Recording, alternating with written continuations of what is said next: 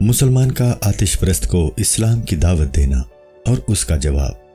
آتش پرست نے جواب دیا، اگر خدا چاہے تو میں مومن بن جاؤں گا، اور اگر مزید مہربانی ہوئی تو میں عین الیقین کا درجہ حاصل کر لوں گا۔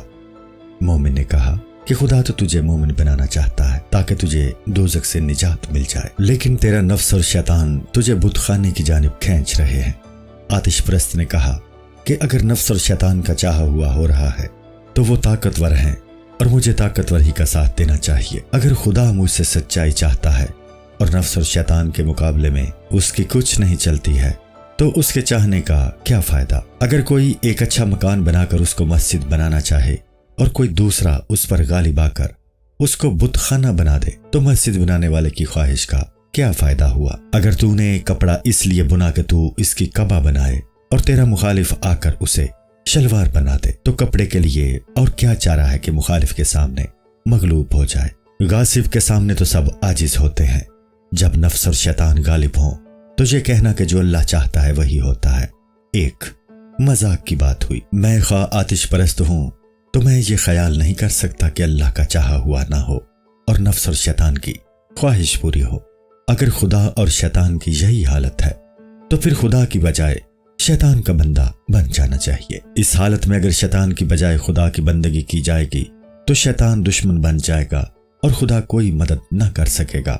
اگر شیطان ہی کا منشا پورا ہوتا ہے تو پھر شیطان کے علاوہ میرا بھلا اور کون کر سکتا ہے؟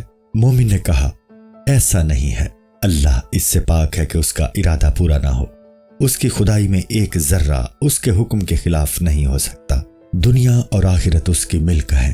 شیطان اس کے در کا معمولی سا کتا ہے جو اس کے دروازے پر منہ اور سر رکھے ہوئے ہے۔ گھر کے بچے پالتو کتے کی دم کھینچتے ہیں، وہ کچھ نہیں کہتا، لیکن کوئی اجنبی آ جائے تو شیر کی طرح حملہ کرتا ہے۔ کتا مالک کی دی ہوئی معمولی غذا کھانے پر اس کا وفادار ہے، تو شیطان جسے خدا نے پیدا کیا وہ اللہ کے دربار میں اس کے حکم پر کیوں قربان نہ ہوگا؟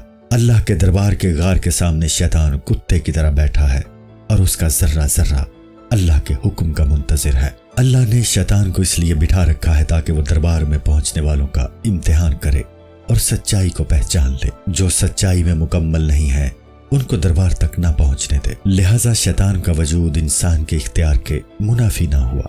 اعوذ باللہ کی تعلیم اسی لیے دی گئی ہے کہ دربار میں پہنچنے والوں پر اگر شیطان کتا بھونکے تو وہ اعوذ کے مالک کو پکار کر کہیں کہ اس کتے کو راستے سے ہٹا دے تاکہ وہ حاضر ہو سکے۔ اگر کتے کا مالک ترک خود کتے سے عاجز ہو جائے تو پھر اعوذ پڑھنا بیکار ہے۔ اگر خیمے والا ترک یہ کہے کہ کتے کے ڈر سے اے مہمان تو اندر نہیں آ سکتا اور میں اسی وجہ سے باہر نہیں نکل سکتا، تو ایسے میزبان ترک اور مہربان کے سر پر خاک ہو۔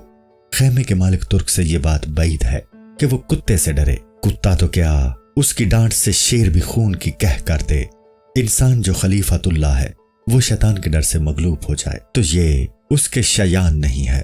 اللہ کا خلیفہ ہونے کے ناطے تو مالک ہے، اور جب مالک خود کتے سے ڈرے تو کتا اس کے لیے کیا شکار کرے گا؟